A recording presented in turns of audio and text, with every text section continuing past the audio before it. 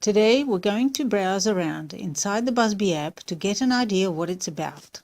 We've turned the phone side on to better fit the video format.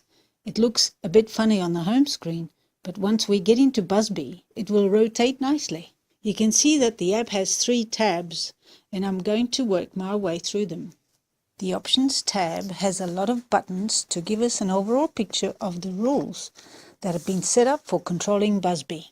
I'll look into the counters panel to get some idea of what has been happening by way of notifications since Buzzby was installed.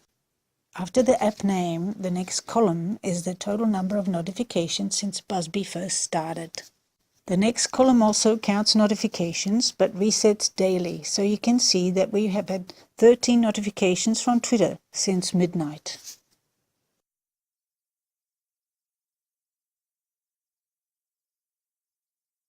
The notification tab is probably where you would be looking most of the time, as the notifications drop in here when apps post them to the phone's top line. Buzzby also stores a notification in a database on your phone, and it listens for notifications even when it's not on the screen. Here is an SMS coming in now from Georgina. You can see the ticker text for the notification being displayed on the top line, and the same text has also been pushed onto the top of the list in the Buzzby panel, and you heard a sound play. The sound was produced by Buzzby and not by the SMS app, as sounds have been turned off in the apps that create notifications so that we can control all notification sounds from this single app.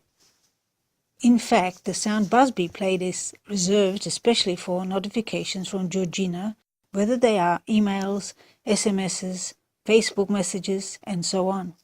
Buzzby knows how to find Georgina's name in lots of notification types, and so we are able to associate one special sound with any notifications from her. Have a look at our sound video to see how to set up that sort of thing up in Buzzby. Let's swipe to the 3rd tab. There is a checkbox here to turn off buzzing. Since we have arranged all other apps to be silent, we can turn off all notification noises with this one checkbox. There are a few other buzzing options here too.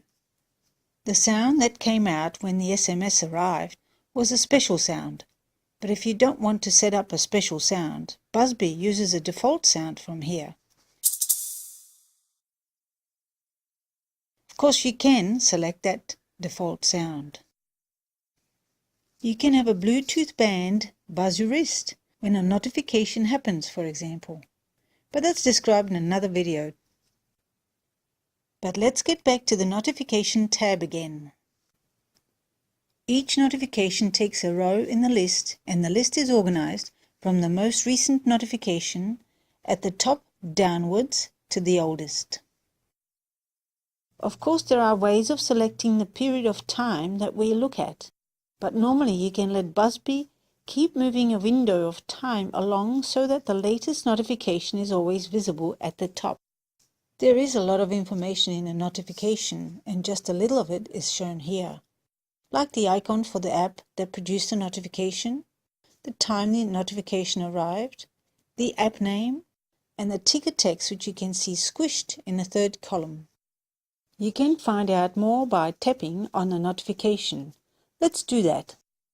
The panel that pops up lets us do lots of things. The first button lets us jump to the point the notification came from.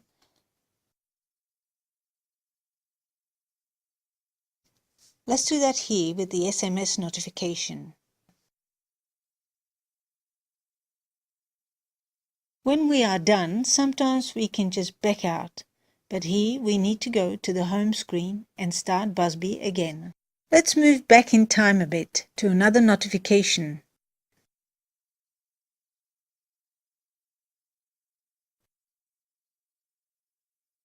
Say this one. We can tap on it, and there is a button to jump into the notifying app again. So let's tap on it, and now we are in Twitter at the very same notification. We'll go back to Buzzby via the home screen again. I see a browser link button or two.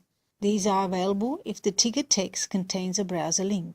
Some notifications, like the ones from news agencies sending tweets through Twitter, put in such links.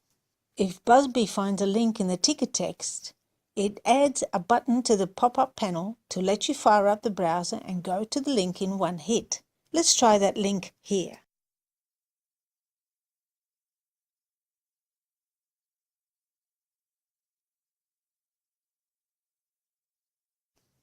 From here, the back button does just the right thing and Buzzby reappears.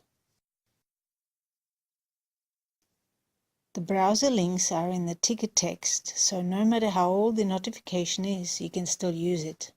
Let's scroll back into the past and find an older Twitter notification. Only the link button is available here, so we'll take that.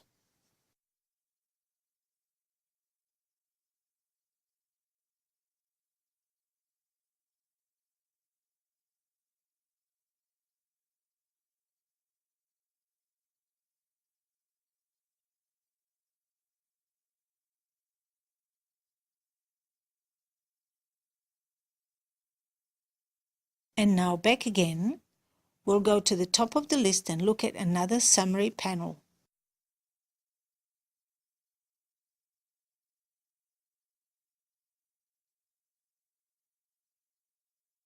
The bottom 4 buttons in the panel let us play with the Buzzby engine. You can make rules to associate sounds with notifications like this rule, which plays a selected sound when a particular name is in a notification. Or you can make rules search through the ticket text and look for keywords or names like this one, which picks the sender's name out of SMS messages.